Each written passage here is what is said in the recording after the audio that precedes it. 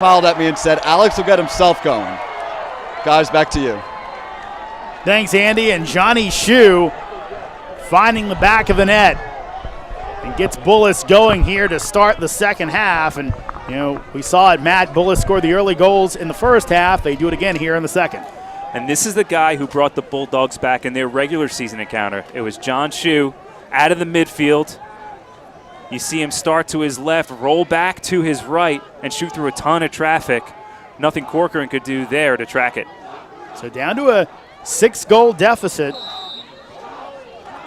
And Shockey with the face-off win, and a little bit of pressure comes, but he'll turn around and go the other way. Shockey again, he's the Fogo, but direct quote from J.R. Boardley, the lead assistant, said, hey, it's his team. It is his team. So, again, not something you see often, but he is the guy that kind of everyone takes their cues from.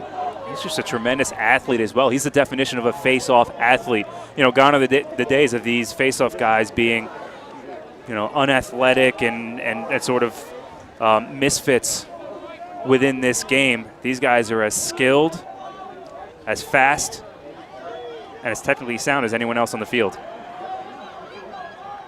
Pride shovels it off to Epstein, then gives him a screen. What will Epstein do? He'll score a goal. Joey Epstein into the back of the net, his third of the game, and the lead grows back to 7.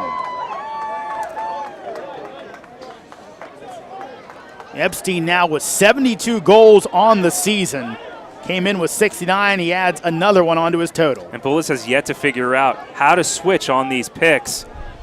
You see them hedge a little bit, but then no one picks up Epstein. You've got Ryan Pride setting the pick there behind. At that point, you might just want to double-team Epstein, do anything to get him from getting a free look to the goal. And Epstein's supremely talented, but his coaching staff says, hey, he's here every day. He's doing something to make himself better, be it on the field, in the weight room. He's also the captain of the football team. And the other top-notch guy for this Landon team scores again. Shockey with another goal off the face-off. A command performance right now by these Landon seniors.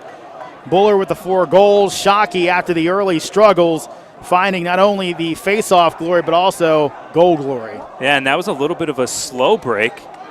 It almost looked like he was going to try to pull it out, get a possession, but then he just kept taking it down that right alley, loses his defender, and again, he can finish. That's 14 goals for him on the season. So again, back at the dot. Shockey against Kazanjian. And again, Shockey with the win. So he's, as you said, he usually figures it out. Well, it took him about 3 or 4 face-offs to figure it out. Well, and you can tell when a face-off guy is locked in, when you can scarcely notice the difference between the whistle and when the ball is already behind. You know, that's what these guys do. They have headphones. They sit there and they listen to whistles and get their hands to react to them. You know, that's how they train. They're a different breed. Shockey, of course, himself a different breed. You know, when he's not doing that, he's navigating Class 5 rapids as a kayaker. So not surprised to see him perform in this game this way. Chance here, score. Great setup by Johnson and the put away by Centimore. And the lead grows once again. Gilbert Centimore, Jr. out of Washington, D.C., and he has benefited by playing alongside some of the fantastic players on this team, and he does it right here. Can't get much easier. Yeah, just a little pick and slip. Sets the pick, gets himself in position as both Bullis defenders are drawn to Johnson. And Centimore just with the easy finish around the goalie. Again, Bullis going to change it up at the dot. And this time, turnovers created. Linehan able to get it now. Can he get rid of it? He will. Sends it back to White. And now the Bulldogs will look for the clear. Well, and if Linehan looks confident in that position, he was the backup face-off specialist on this team until about 1 week before the season started. Then Bullis needed help on defense. He moved down, became a starting close defender the next week. So he can hold his own. And has been good at the spot. Really, Jeff Balestri saying, hey, he's played great at this, which you wouldn't really expect a guy kind of changing that late in the season. You know, how long it takes guys to kind of take to a position, not Linehan. He's been the guy that's really taken to that spot early on and has been big for Bullis this season. And I think that was huge for Coach Balestri, as that shot will go wide of the cage, but backed up by Bullis.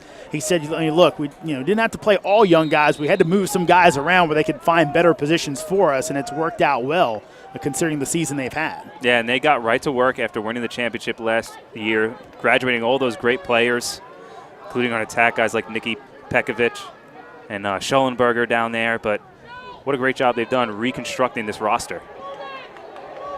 Shane looking for his third goal of the game. Instead, he'll pass it off, now gets it back. Shane, some space, and he goes 5-hole to beat Corcoran.